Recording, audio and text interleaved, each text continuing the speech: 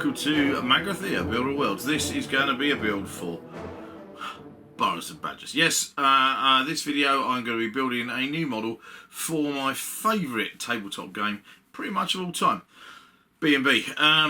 Although, having said that, this model is going to be suitable for pretty much any fantasy tabletop game you like, be it Mordheim, I don't know, Dragon Rampant, Warhammer, one form or another, Old World. Although, definitely, and certainly kind of Frost Gravy kind of games, although Frost Gravy, oh, important, but it would need snow on it, that kind of thing, all that kind of stuff. Yeah, it would certainly work, and it'll be really good for an addition to a tabletop set of models for fantasy role-playing games, you know, 5th edition D&D, that kind of stuff. So loads of hashtags down below, because it's really simple and straightforward. Now, I know that some of you might have been coming back and expecting to see another video for Judge Dredd, I'm the Law, from Warlord Games. Don't worry, I'm going to be back in the Big Meg very soon. In fact, after this video, I've got several other projects to go. Some pretty cool news about that. Well, from my point of view anyway, pretty cool news. And the next video about that. But it's March, middle of March, and the middle of March means it's only 1 month until Salute 2024, just around the corner, and myself and the guys that I game with are taking a big B&B game to Salute this year. It's going to be based around a series of different games, of participation games. There'll be 3 games that participants can play, all set in the city of London, whilst a wacky great big battle is going on. So from that point of view, there's going to be a lot of B&B figures on the table, and I need to make some more terrain for it. This is what the table looks like in a minute. All Magrathea Builder World scenery on there. You probably will notice that there's some Citadel Mighty Fortress stuff on there as well. Several sets of that I've had for donkey's years. They've all been put together and back to back and all that kind of stuff. They're kind of cool, and I've got various bits I need to make. But down one end of the table, I decided I needed some more scenery, and I've noticed that. that there are quite a few new people in the B&B community. For those of you who don't know Burrows and Badgers, where the hell have you been? If you've been watching my videos, then you'll certainly know about Burrows and Badgers. If you have not been watching my videos and you're brand new here, then welcome. I'm pleased you're here. You might have come here from the B&B group. You might have come here from other places. But Burrows and Badgers, right? Okay, I'm just going to wax lyrical for a moment or two. My favourite tabletop skirmish game. Written by Michael Lovejoy of Oswald Miniatures. He also designs the figures. The figures are charming. Brilliant models, lovely old school monopose, mostly in white mould.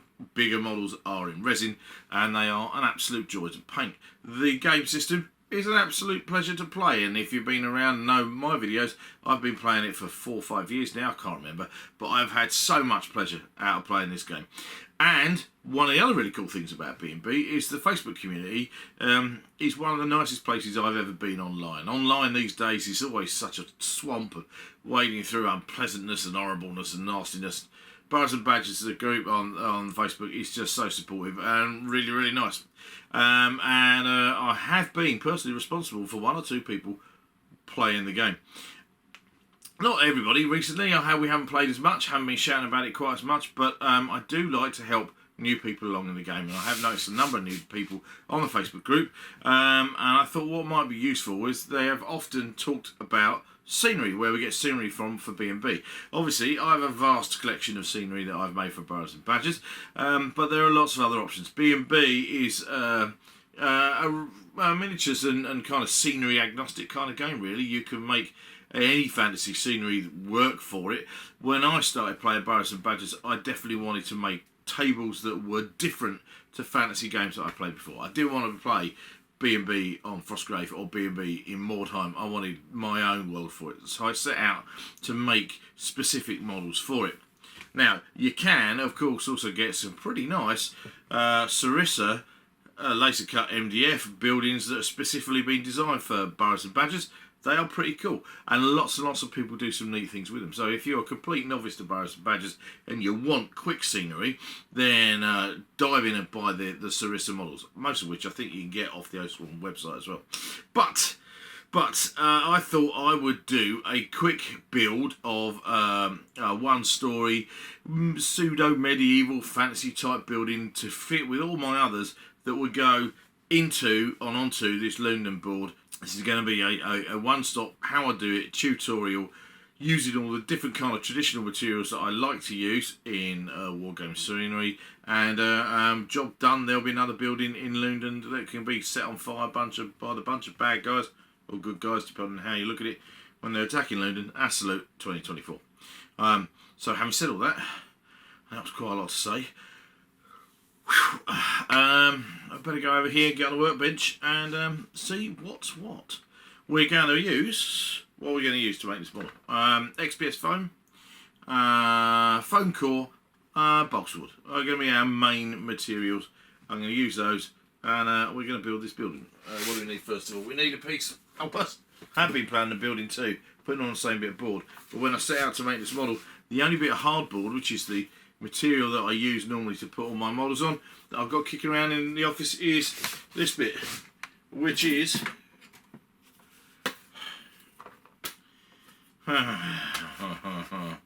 it's about 9 inches by about 9 inches or so, roughly, with a dog leg sticking off it. So that's kind of like going to restrict the building I'm going to make. But that's fine. That's not a problem at all, because I want just one. It's going to be, stuff. So I do have to get myself a bunch more hardboard though, because I've got a number of models I need to make, including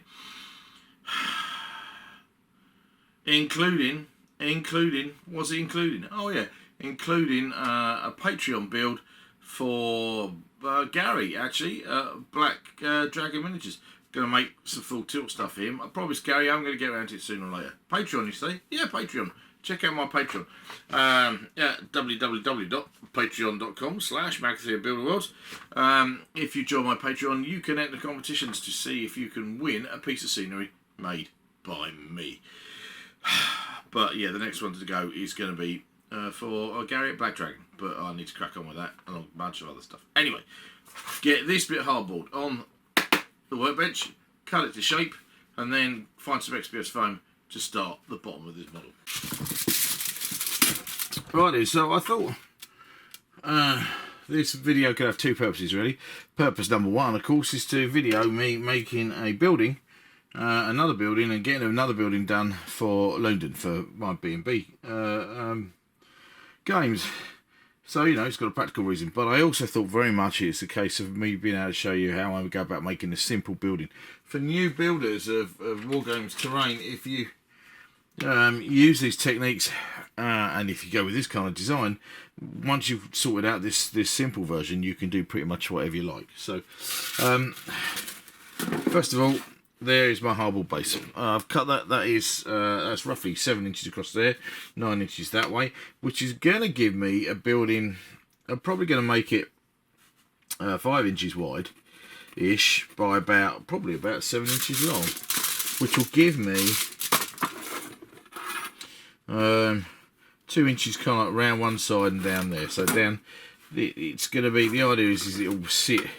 I'm not going to make it sit right in the middle of the piece of board. It's going to sit kind of off to one side, which gives me a few modelling options, kind of thing really. A little just short under 5 inches, under 7 inches, because I'm going to want space on the back for a chimney. So it's probably going to be 6 inches.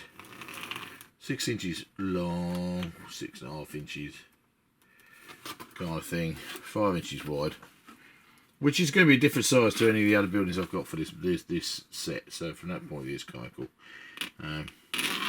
It's not just a carbon copy of another model I made, kind of thing. So now my B&B buildings, my town ones that look a bit like this, they're all built in roughly the same way. They have an XPS foam base, which is the stonework, and then I use foam core and balsa wood to do the half timber. Previously, I've done used 25mm thick foam core, XPS foam, which doesn't give as much floor space in the model. So I decided what I'm going to do this time around is I'm going to use 10mm thick XPS foam to make the walls, give me a slightly bigger model inside. This is what I've got. Normally, or a lot of the time, I'd use a Proxon to cut this up, but this is only going to be small amounts of XPS foam, so I'm just going to use a sharp blade. What I'm going to do first of all then, if you've never seen me work with XPS before, is I'm going to drop a craft knife in my legs. Ooh, there he goes. I'm going to take tin foil, roll it into a ball. Actually, a sausage works better. And I'm going to texture the two sides of my XPS foam by rubbing the sausage ball over it. Getting rid of that smooth finish is going to give me a hard stone finish. No, hands all over the place. That I don't need to do all of this foam, but just enough to work with that. It's going to give me an interesting texture to paint. Number one, it helps to compress it a little too. So while we're there, this is 10mm XPS foam, blue polystyrene, high density polystyrene. Now I buy mine large sheets, so I'll just get it on Amazon if I want, because I'd go to a local builder's merchant and get it, but they just don't do it, you know. If I want thicker, chunkier XPS foam, especially thicker than 25mm, I then normally get it from 4D Model Shop, which is modelshop.co.uk. You get all kinds of sizes of that delivered as you want. So you can see there's an interesting texture now appearing on here. So whip it over, we do the back side of it as well. Alright, so this has been done on my new workbench in the new workshop. Yeah! When it's daylight, I'll give you a tour of both new buildings and that wicked deck. And oh my god, we've got a hot tub too. Life doesn't get much better than that. But this is supposed to be a quick build, so here we go. Right, now the lower walls of my buildings are 25mm high, an inch high. That's got 9 inches worth of textured material, so I'm just going to take a sharp knife, I'm going to cut that off.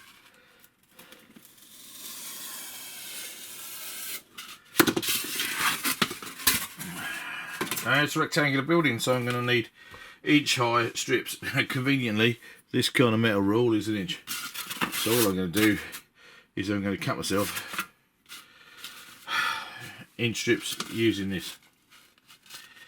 Then I'm going to draw stones onto both sides of the inch strips.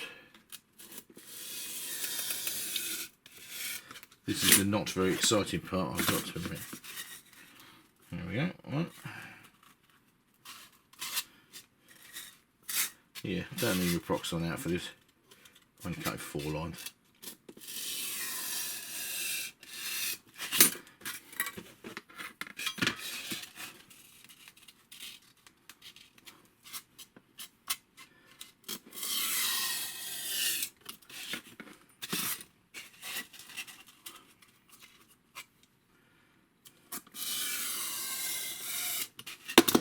Now I'm going to save this bit because I'm going to want to make chimneys out of that in a little while, but we'll come back to that in a bit. Okay, next thing, I need a pencil or a biro, either will do. Here we go. Pencil, I'm now going to draw stonework over all of the outside. One side is polystyrene. I'm not going to do 2 sides because the inside I'm going to assume they're going to plaster, they're going to coat in kind of like some form of plaster rendering, so it's just going to be this texture on the inside, smooth and rocky on the outside. Let's draw. You do not need to watch me draw little stones into polystyrene. See you in a minute.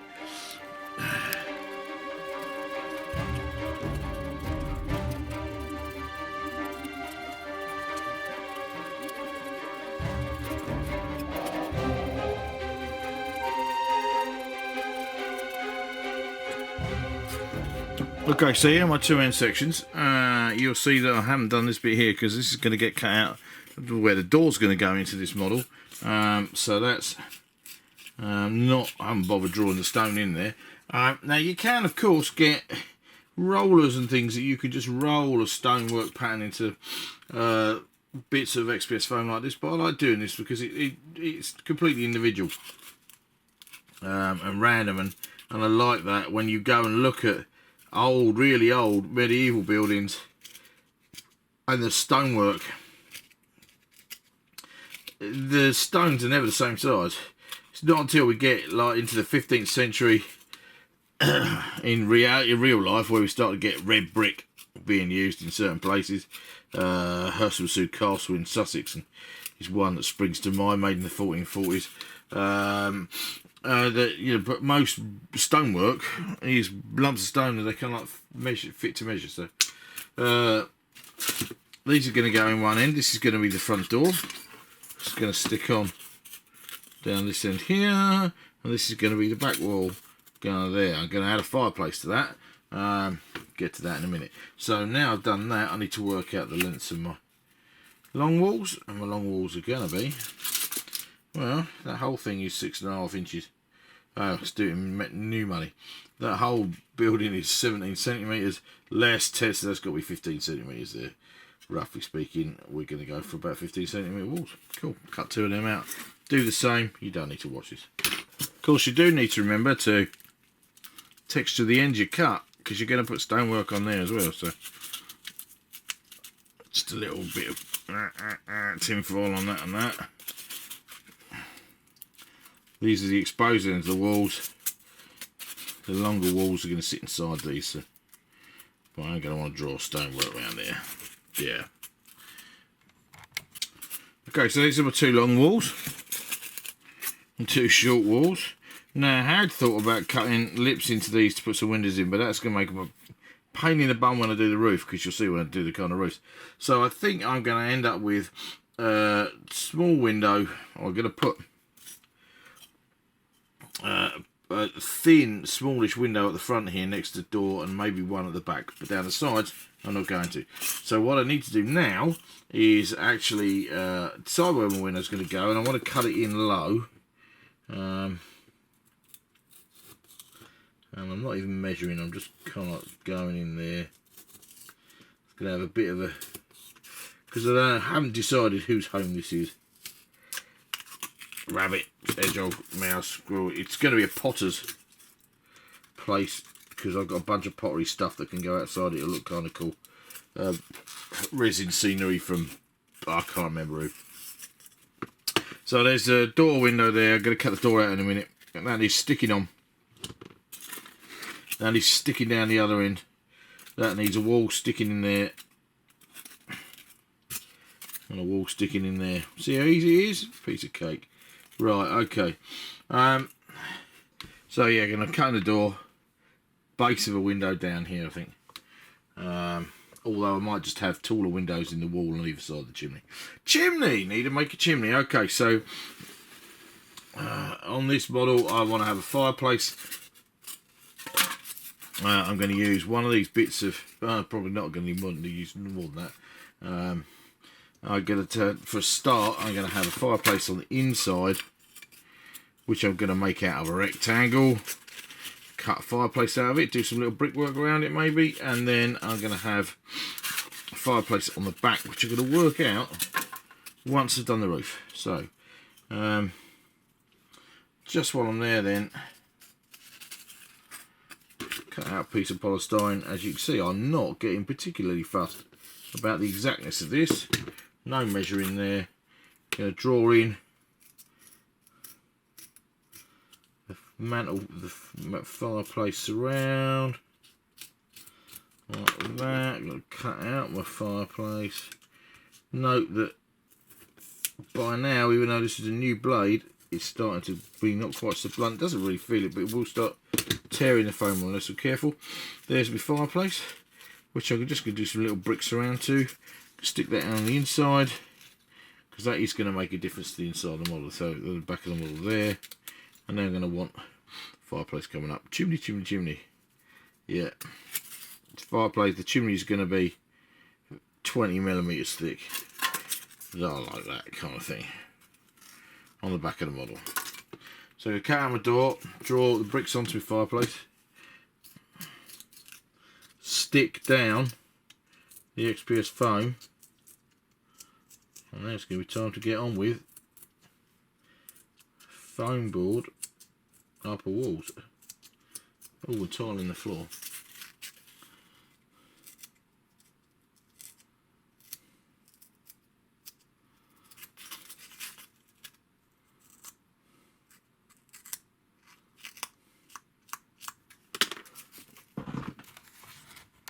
Okay, time to stick down the walls. I'm going to use Gorilla Wood Glue. Good stuff, this. You can make it work like a contact adhesive if you want. It's kind of cool. Glue along the base there. And I'll spread it out in a minute. I'm going to let it go off for a moment. Fucking dog hair everywhere, man. A piece of scrap. Spread it all over. This is a really good PVA glue, Gorilla Glue. Get a really good strong bond.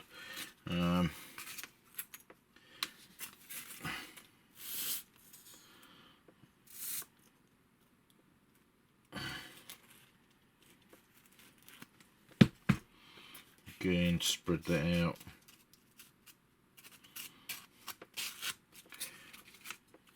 Back wall.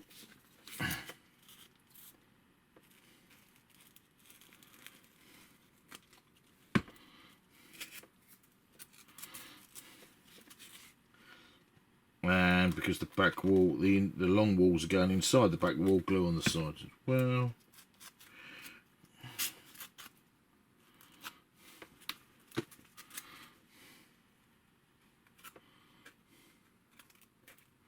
Sticking it on that base, making sure I've got enough room for me 10 mils of chimney that's going to go on the outside. Just move that in a little bit. Okay. Oh. Side wall. Stick that down there.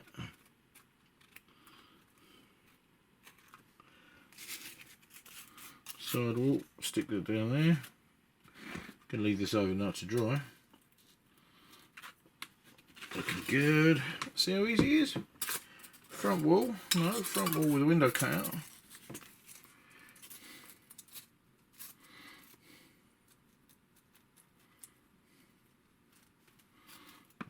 Oh shit.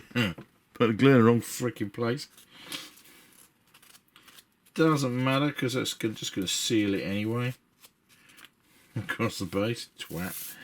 Ah, well. There you go. Been making these models for years, still cock it up.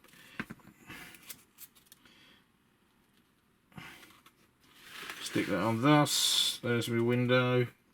There's my other side there, which is going to leave about an inch for a door. Burrows and badges is always difficult making doors because the figures are all on different size bases. Big beasts are on 50mm bases, which just like, you know, definitely dwarf this door, but there you go. So, look, there we go. That's nice. That's on there. Now, what I often do, and what I'm going to do in this case, is I use cocktail sticks, or you might call them toothpicks, I suppose. I'm going to find a pair of clippers.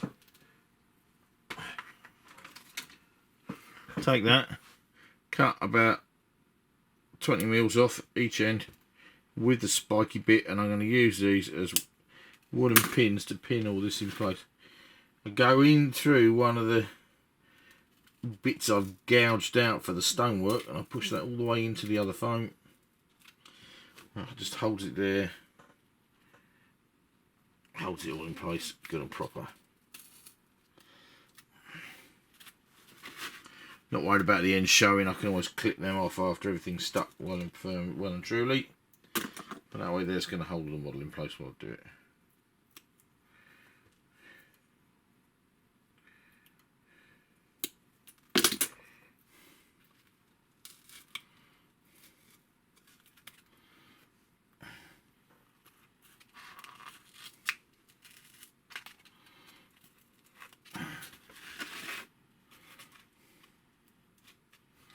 Okay, that's the ground, the base of the model on. Wicked. I'll put that to one side to dry. Oh, fireplace. Gee, I'm not going to stick the fireplace in yet. Something else to do first. get rid of the scraps. Sometimes I save scraps, but a lot of the time they just end up going in the scraps box. And then I never think about digging into the scraps box. So if they're useful bits, I'll keep them. Otherwise, bin them. I haven't got enough room on my workbench to have everything kept lying around all the time.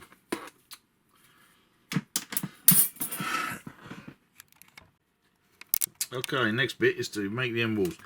Now you can see from the models, my other models, that actually you don't have walls anymore. Wall on the stonework. It's only the gable ends, and the gable ends have got this really nice kind of curve in there. I wanted a fantasy looking roof. It's not very practical. It's kind of tall. I used to have cardboard templates so I could draw my roof with, but I haven't. So what I've done, I've lost them, God knows where. So I'm going to be doing some old-fashioned curve drawing. I've got my 4-inch high wall, which is measured the right width to go across the doorway here, and I'm going to draw a curve in from here down to here and from here down to here. I'm going to cut that one out. I'm going to use that to make another one the same kind of size. So I used to like doing this when I did maths in school, drawing a curve. It's about keeping the pencil on the paper all the time, kind of thing.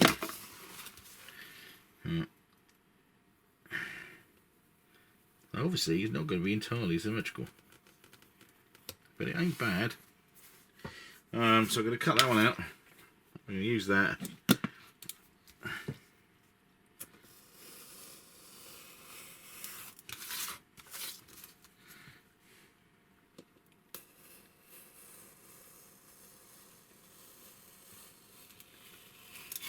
As you can see, it's not a very practical roof shape, really. It's kind of fantasy. It's kind of cool. What it is, though, it's good at shedding snow and stuff because it's quite tall. Well, there is my one end of a building. So that will do that like that. Sit on there. This, of course, is the back of the model. There's going to be a chimney attached to that. What I'm going to do is I'm going to have all my models come apart. So this whole roof section is going to lift off all in one go and leave the floor for the footprint in the floor. So I'm going to have a bit of chimney here and then a bit of chimney there, and then they'll just sit on top of each other. So I'm now going to use this one to draw my next one. And then that way there, hopefully I'll get two roughly the same.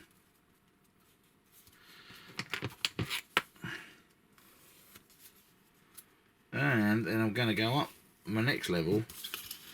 I'm going to draw another one. Well, this isn't going to be a whole gable. I'm going to make roof beam out of that, so let's cut that out.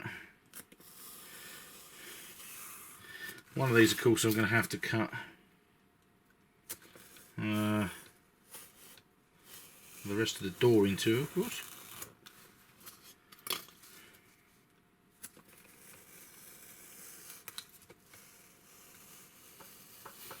I should get a nice fantasy shaped roof now. And this one,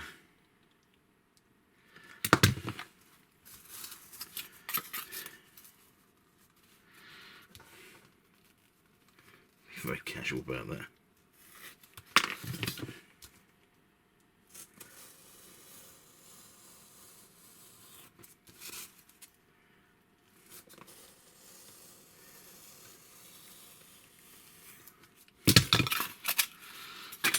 But this one here, what I'm going to do is I'm going to cut another arch out of it. This is going to be a roof support, go in the middle of the roof to give it support. But to facilitate having models inside the building, I'm doing it like a set of roof beams.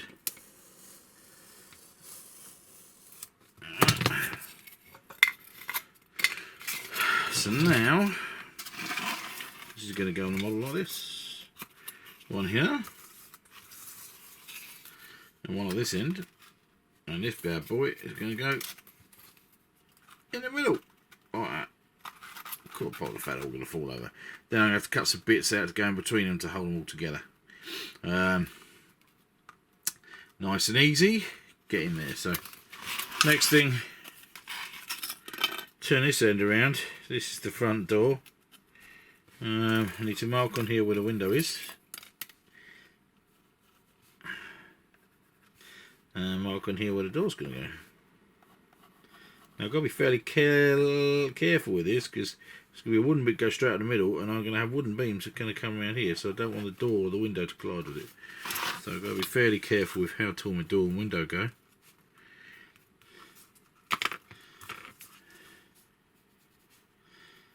Door can go slightly higher. Usually I'd have a B&B figure or two around with me to measure up, but they all appear to be packed somewhere else. Oh no, I've got a bunch over here to my side. Oh, look. Oh. Whoa, now this is nice hair. Woohoo!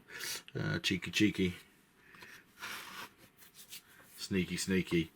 Yeah, see, the hair's going to be huge. Let's see if I can find a more regular size. Piece of artillery crew. Converted hedgehog artillery crew. She'll sit. No, I see that her base will nearly go through that. She's going to go in there. Okay, so right, cut that out of the door.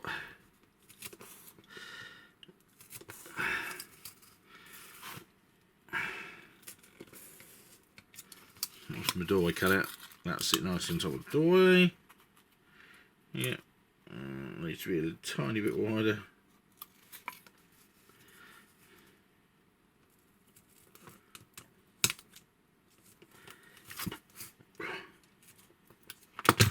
Not doing anything fancy schmancy with the shape of the door, it's just going to be a rectangle.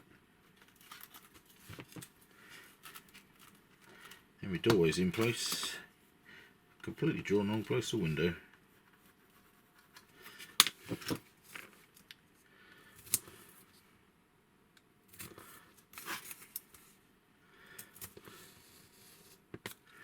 Window at the front. Voila, that's going to do that nicely. Now the chimney's going to take up a lot of this.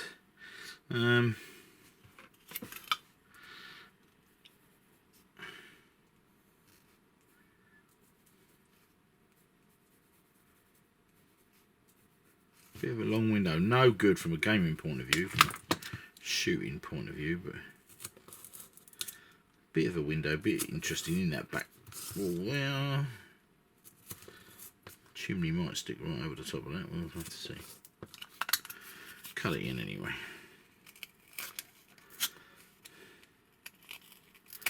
Right, now the next bit is going to be to get the balsa wood out, because while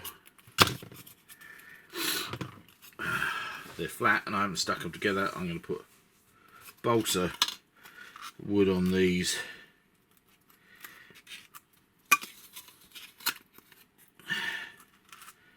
Because it's a half timbered bit. Good, right, good. Okay. Find some balsa wood. Alright, this is my box of offcuts of balsa. I keep balsa bigger bits over there as well, so I want to use some of this up if I can. Looking for millimetre thick, I suppose, 1.5 mils thick bits of balsa that I'm going to use to do the timber work on this building. Now I use balsa wood because it's a really nice modelling material. I know lots of people out there tend to use coffee stirrers. I'm not a big fan of coffee stirrers, mainly because I don't get it. You can't cut them in the way you can cut balsa wood for a start. You cut curves in the balsa wood, which is pretty neat. I suppose it's because they're cheap. They're cheap. Do you go and nick them on it? Where do you source your balsa, your coffee stirrers from? You go and steal them from Costa and Starbucks, or can you buy it in packs? Because if you can buy in packs, there's no point. You just buy balsa wood. Right. Anyway, so we'll come back to this. Look at this stuff. This is going to be cool. It makes palisade and fence out. Right. So take a piece of balsa. Take my bit of building. Now this is the nice thing about working with balsa, because you can cut it on a bit of a curve. It would be easy to have done straight roofs with straight timbers, but actually that's no fun, is it? So, you know, this is cool. This is the bit that adds the fantasy element to it. So I'm going to use my wall section to draw the curve, like that. And then I'm going to bring it over here again, about 8 to 10 mils, I suppose. Draw another curve like that. Then I'm going to cut it out. It's a bit wasteful. This is a bit wasteful doing this kind of like half timber as opposed to doing a straight roof, because about to cut off this bit, which is going to be no bloody use for anything. But it looks pretty.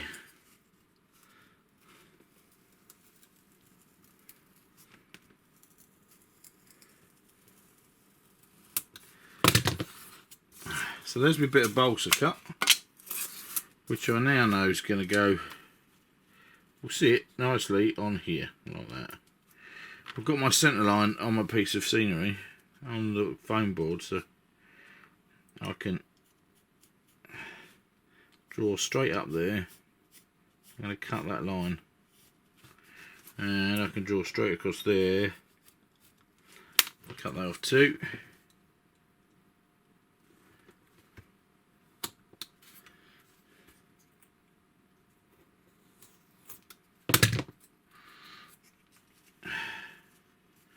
And that bit of timber there is going to have done that. Would you fucking believe it? It's not fucking tall long enough, is it? God damn motherfucker. Let's do that again.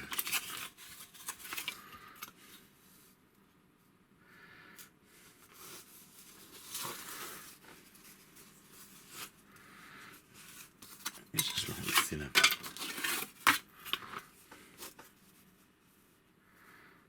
Don't waste as much. Alright, I can draw my curving first of all there. Take that right to the top. Move my wall about 8 to 10 millimeters away.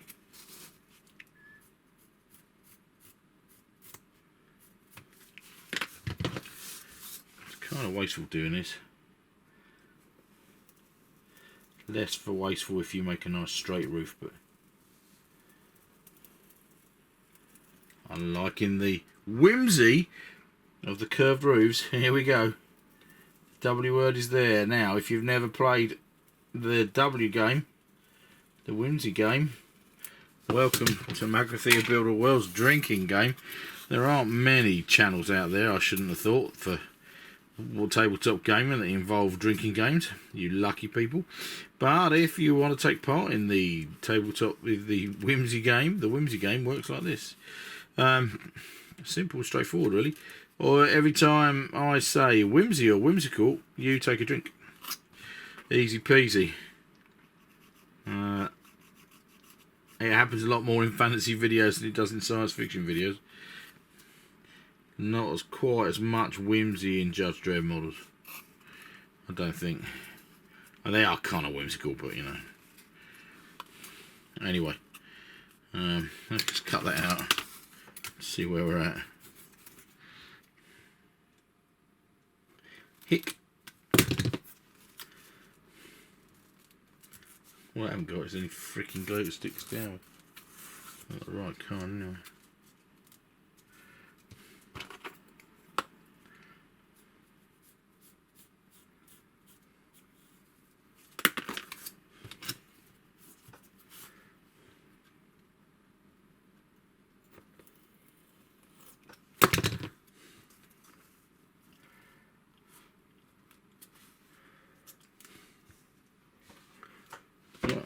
I'm going to trim it because of this window.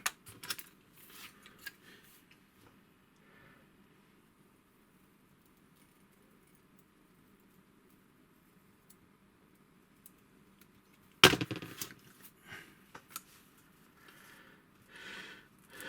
there you go, that's my bit of timber going on. And I'm going to do one on the other side. And then, stupidly, with this, when I've worked out how big I want the chimney to be, I'm probably going to end up chopping a bunch of timber off, but hey-ho.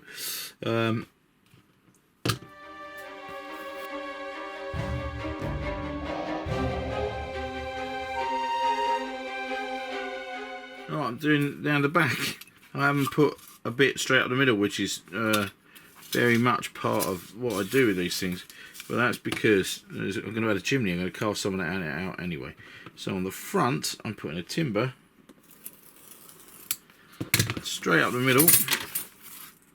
First of all, now I haven't trimmed or done anything. This nice thing about balsa wood is I can easily take a scalpel to it later and trim down the sides to trim off the edge there. So we're going to have that timber goes straight up the middle, and then I'm going to cut 2 timbers in there.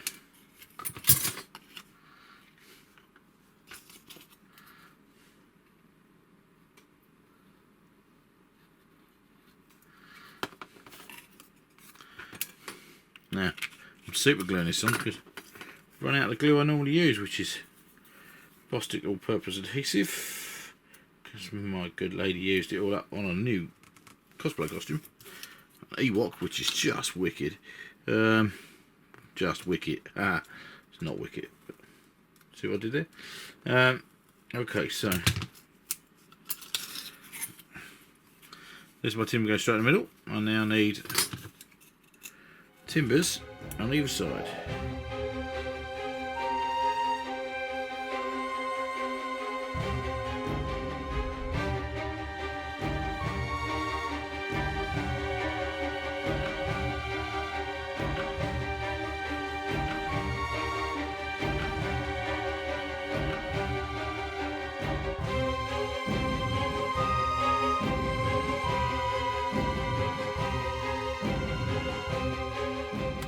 Found myself a bit of 25mm thick XPS foam. It's grey, not blue, doesn't matter. Which I'm going to make the chimney out of. Basically cut a 25mm by 25mm cuboid, 6 inches long. So it's going to go an inch above the roof. Just putting in the texture now. Cut out a bit, I'll show you how it's going to work. Now what I'm probably going to do is cut out bits of the wall, sit on either side of this.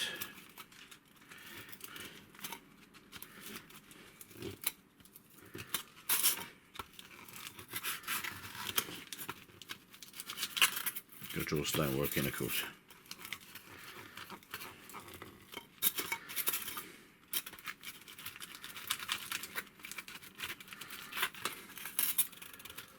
All that timber work and all this fancy schmancy bit, and now I'm cutting it away because I'm going to cut off this bit and stick it to the chimney. Oh well. Saying that, my little window next to the chimney is going to be kind of cool. Cut straight down there like that. Let's hope I don't bugger this up.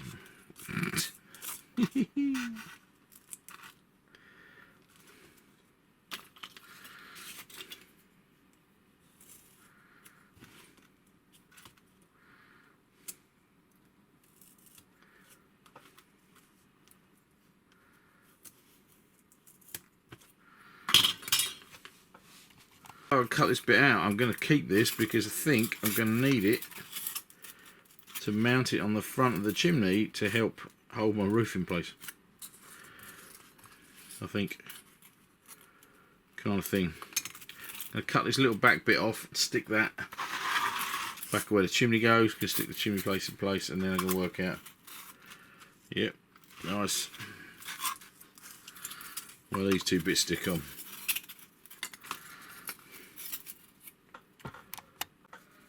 So I glue the walls to the chimney. I haven't drawn any stonework on the chimney yet. Dirt, stupid. But I haven't glued them down to the blue bit. It's important I don't glue them down to the blue bit because these bits are going to stay separate so they can be removed easily for gameplay purposes. That's going to sit over that side here nicely. Of course it's now going to topple over because it's bolts are heavy, and then this guy's going to sit in the middle And that is going to help me form my roof. Happy days. And I'm probably going to use the middle one of these, like I said, to stick that in place of the chimney, so that gives me my roof shape too. Anyway, that's enough for one night. We're going to bed. All night. Okay, now before I go any further with the roof, I want to stick my hearth in, which is going to go in over here. But before I stick the hearth in, I'm going to put paving slabs in the floor. So I mean, the hardboard texture makes quite a good floor anyway, but I'm going to put paving slabs certainly over here, somewhere there. I've got Diet Coke box. I should have bought shares in Coca-Cola strips a long time ago. The amount I drink, but I'm going to cut this up into rough kind of squares. I'm going to fit this in. Don't really need flagstones all the way through it, thinking about it. I'm going to put some at one end. Well, there we go.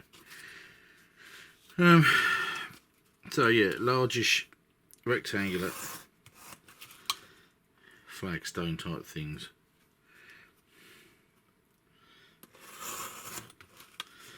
Come out. Don't suppose that. Look at that. Almost fits perfectly across there. Again, this is just given nice texture to paint.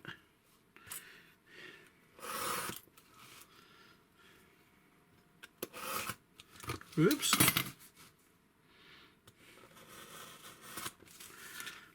I could do the pair of scissors really, couldn't I? Can cut them up, stick them across. Be fairly random in size. Fill up the base.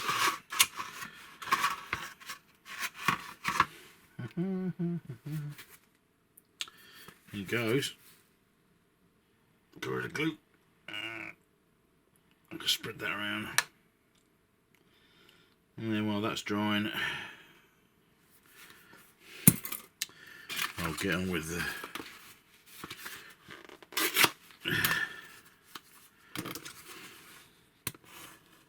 making the roof next.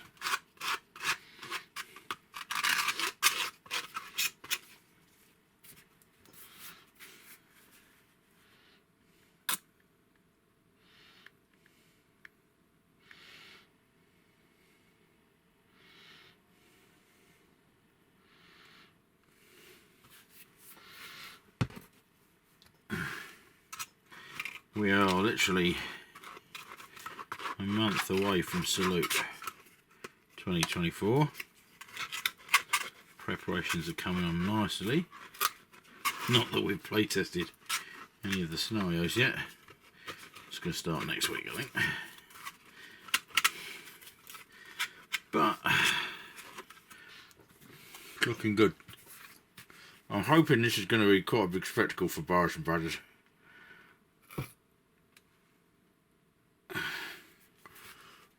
I don't think anybody's ever going to have seen Burrows and Badgers presented in this way before. Mainly because the very nature of the game is it's kind of small scale skirmish. And what we're about to do with it is ridiculous. Because we're going to put it apart from anything else on a 9 foot by 4.5 foot board. So units of beasties. Okay, so now you can see that I've got my paving slabs all cut out and stuck in, and I've stuck in the little hearth at the back for the fireplace. Now this chimney needs modelling. Fortunately, I've textured this previously. I've already textured that, but I do need to draw the stonework into it. And the other thing I'm really keen to do is to do the roof. So I'm going to take this section off, because at the minute it's just pinned in place like that. I hope that hasn't stuck on too much. And I'm very quickly going to draw brickwork into the chimney. Then this bit here is going to get cut off and stuck on the back there, so it's all one solid bit, and then that was just plonked down on top of that. Then we're going to make the roof. So biro, draw in stonework into XPS foam. You've seen me do this before, don't see me do it again, I'll see you in a minute. Stuck the lower part of the chimney on the back of the chimney breast, make sure it lines up with my chimney, so it's going to stand on there. And now I'm going to get on with the roof. Now the roof is made again from box that fizzy drinks come in. You can use anything, cereal boxes, whatever you like. And this is going to be 16 centimeters long, which is the length from here to here. So I've got to cut that down a bit, and then it's going to be whatever it is to go up and around this curve. And I'll measure that, and I'll cut that and stick that on each side. So I'm going to cut this down to 16 centimeters first of all, straight across there, and this will be enough to give me both sides. And then I'm going to use loads and loads and loads of cut up small bits of cardboard tiles to do the roof, which is the dull bit. But then that's the model pretty much complete. I've got to do some balsa wood trim in the doors and windows, and then detail the outside. So this is really coming on real quick. It's going to be a nice little addition to this series of models. Alright, so now my roof is stuck on. It's got that cool shape, which I like. It goes real well with the other buildings. And now I've got to do the tedious bit of putting all the tiles on. It's one at a time, and now looking at the size of my roof, I don't think I've got enough tiles cut. Mod Podge, layers on, stick them on, and the only other thing that I've got to do to the main building is put a wooden frame in the doorways, which will then cut away, and then we've got to do the outsides. So we're making really good progress, and you can see already, hopefully you can see already that this is a really simple process. You should be able to build your own buildings without too much bother. My different buildings have come away different ways. In the past I've done some really complicated lift out roof sections and all sorts of bits and pieces. I'm going for this one to be super straightforward. Even so, the fact it's just going to sit on there, I don't even think I'm going to put anything to secure it. It will just sit there fine. I might put a dormer window or something into it to see how we go, but for the moment what I want to do is get the tiles on the roof. This is the boring bit. Yeah, you don't need to watch this tile. Well, I can go for, who knows. Okay, so here we go. Recording this again, just in case I didn't do it last time. I'm now into the tiling on the roof of this building. As you can see, I'm doing individual tiles. This is one of my favourite techniques, and all the models,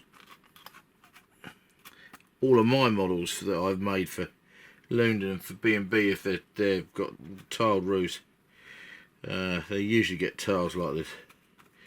It's fiddly, takes a while. There's nothing more satisfying than a roof like this. Ever since my good mate Matt tiled the first roof of a building he made in the late 1980s when he copied one from White Dwarf, I've tiled buildings like this, and so as I suppose I could use the ready cut laser cut tiles that I've used on some other models. They are cool and I do speed the process up, but sometimes I just don't feel like you get that level of uniqueness and whimsy that is required for fancy models. So it's worth taking the time to do. This one's pretty straightforward. It's only effectively 2 rectangles, and I'll have to cut some ridge tiles. So it's not going to take too long. I'm just going to work my way up and around the curve. I don't know if I've got enough tiles cut, mind you. I might have to drink some more Coke. Still, you can see how the process works. Mod Podge, cardboard tiles, scalpel, stick them on individually, one at a time, job done. I cut all my own tiles, and you can see there's the odd ones with cut at angles or chips cut out of them. It doesn't even matter if you end up with the odd tile going a bit wonky when it goes on, because again that just adds to that level of realism and authenticity, or in the case of fancy models, whimsy. So there we go. Look, find a couple of thin ones from the end. There's another row done. I'll see you on the other side. Tiled roof. I've got one set of tiles left to do, which is the ridge tiles, which I'm going to cut out in a moment, fold over and bed over the top. But the roof is done. It's got this lovely texture, which is really super for painting. I have coated the entire outside of the model with a coat of Mod Podge. That seals all the tiles nicely, stops them flipping around. It seals the XPS foam so it can take paint. Well, I don't think I remember painting it on the inside, which is a mistake. I have done exactly the same with the base part of the model, so that is sealed with Mod Podge as well. My next job is I'm going to build a wooden door frame. Put that on, hang on. I always like to have wooden. I'm going to build a wooden door frame and window frame in these spaces here, because apart from anything else, which may be made of balsa wood, because my plan is they will then sit down on that and help hold the roof in place. Then I've just got to work out what's going around the outside here, texture it, paint the damn thing. Nearly finished. Right, okay, so we're going to get some.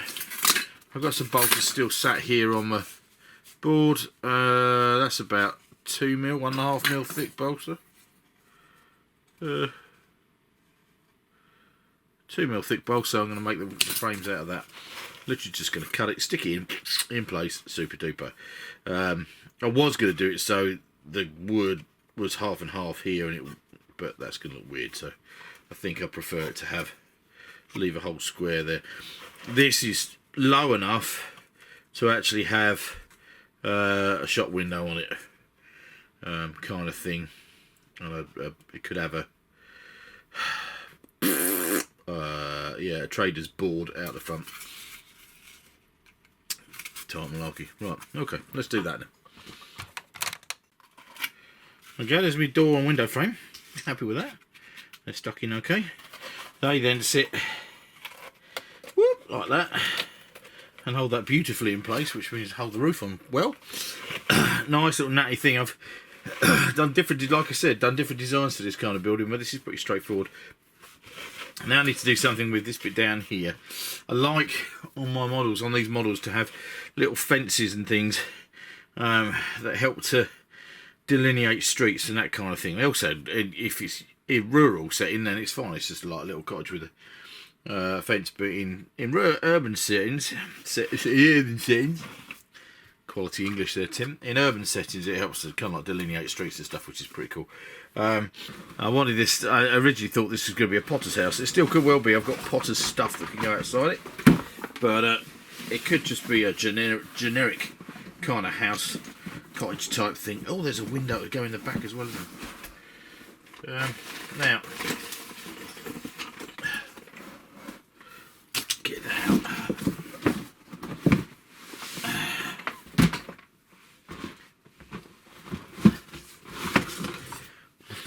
Remembered I need to make the little window frame in here, but that could all be stuck in permanently, which is fine.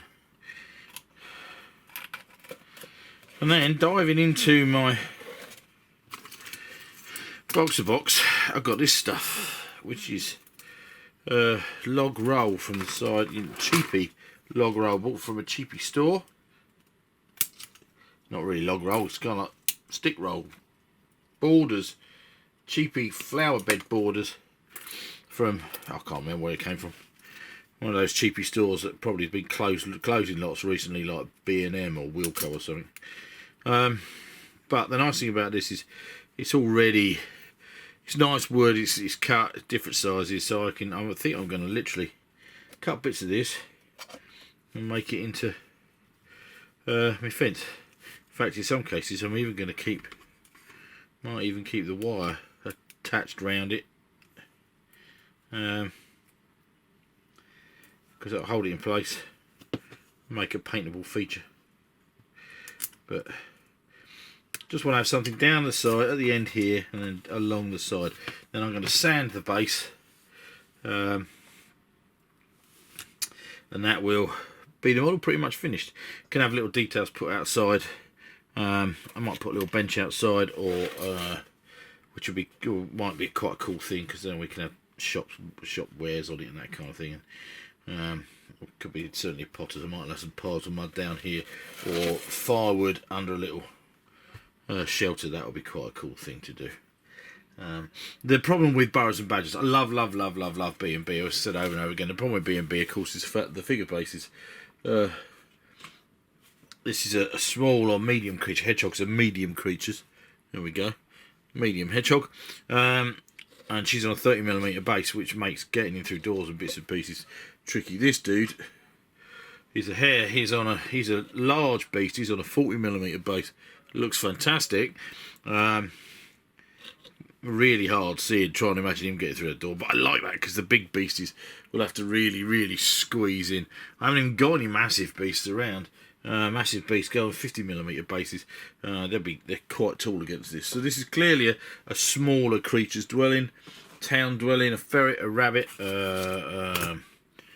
hedgehog, that kind of thing.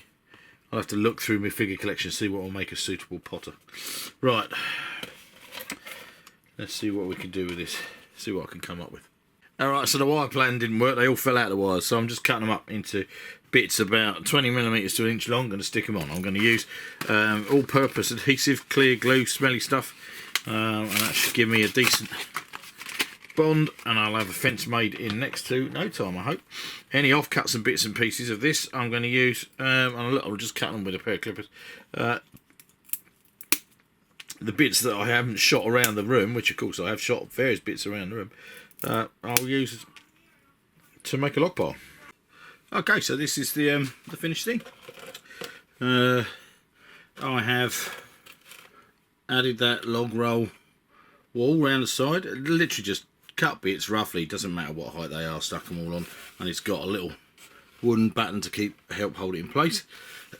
I've made, with all the offcuts, a little log store in here, which actually I should have put the roof on after I painted it, to be hey-ho. I've used some offcuts of balsa wood to make a little bench, which I'm going to end up sticking outside.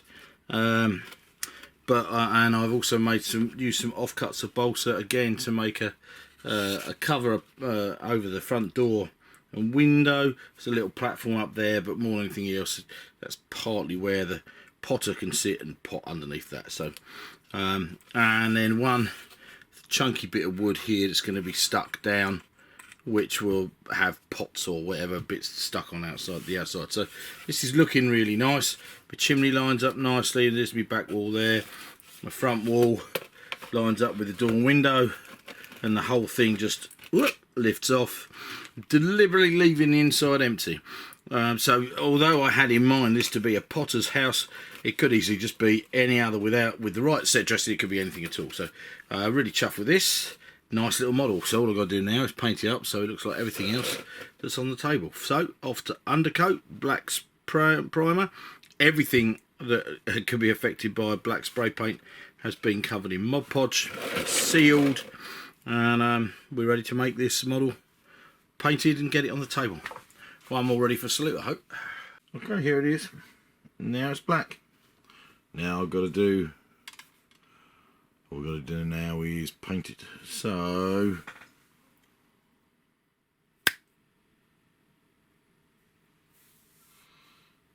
ta-da! There we go. One finished fantasy cottage, Burrows and Badgers house. As you like, this is the potters because I've equipped it with pottery stuff, although the pottery stuff can all come off. Put it on a lazy Susan, couldn't I? There we go. Now, what I like about these models is the fact that it's mostly roof. It takes a while to tile, but it looks very effective. Happy with that. Go around the back. Chimney all lined up nice and neat, looks cool. Tiny little window at the back. Good, that's going to sit really nicely on my London table. Of course, we can take the roof off. The roof is held pretty much in place on the door and window sections. Nice and easy, big space inside. Could comfortably put, you know, things in. You could detail the inside of the place if you wanted to, but making it nice and simple. And if I want to change it up for another dwelling, then that's also really easy to do. So very happy. What do you think of that? Now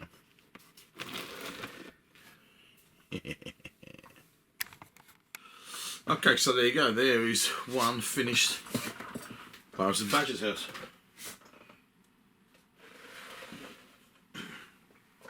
Here we go. A simple model, like I said right from the get-go. I hope that you've, if you've watched this, you feel inspired to have a go at making them yourself. It's pretty straightforward. This is a simple box. You don't have to use XPS foam on the bottom if you don't want to. You could make that bottom wall section entirely out of foam core as well, if that's the only material you've got. You could make the gable ends out of XPS foam. If you made the bottom out of XPS foam. I mean, this whole point of this model is it's pretty versatile. You can do all kinds of things with it. I'm really pleased with this. Is one of the problems when you make big sets of scenery is you often end up going for hero models, and you build, I build taverns, don't I? But you also build fighting pits and lighthouses, and in the Lundin stuff there's tavern and the big temple and the watch house, and a lot of the time there's not enough places for ordinary people, beasts, creatures to live. So this one is just another dwelling for kind of medium-sized creatures for B&B. He says looking around for some B&B figures. Got some here, but they're unpainted. Here is a cheeky sneak preview of a ferret that nobody else has got, or weasel. Nobody else has received yet. He's a medium-sized character. Other people will get later in the year. That's that fit. So it works really quite well. I hope that you watched this video and thought, do you know what, I could do that. That's not a complicated thing. Obviously, for some people playing these kind of games, get the MDF laser cut things, because they make perfectly good bits of scenery, and you get you on the table and you get playing straight away, and that's really super important.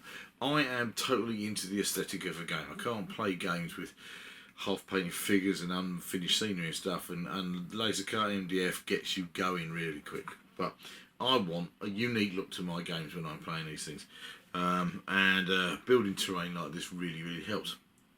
I really enjoyed making this model, and I've feel inspired to make 2 or 3 more for my London games. We're going to be playing a new Lundin campaign coming up. I want some more urban and industrial type buildings for this kind of set. I want to make a tanner's yard for a start. I'm not sure I'm going to do that, but I quite like the idea of that. Pits with liquid in, tanning pits and things hanging up, and industrial kind of stuff, and add some more houses. So it's a simple thing. If you want to see this model on the wargames table in the flesh, or in the XPS foam as it were, make sure you come stop by Magathea Builder World's table at Salute in April this year. I mean, blimey, we're only about 3 weeks away, and we're frantically making models and bits and pieces for it.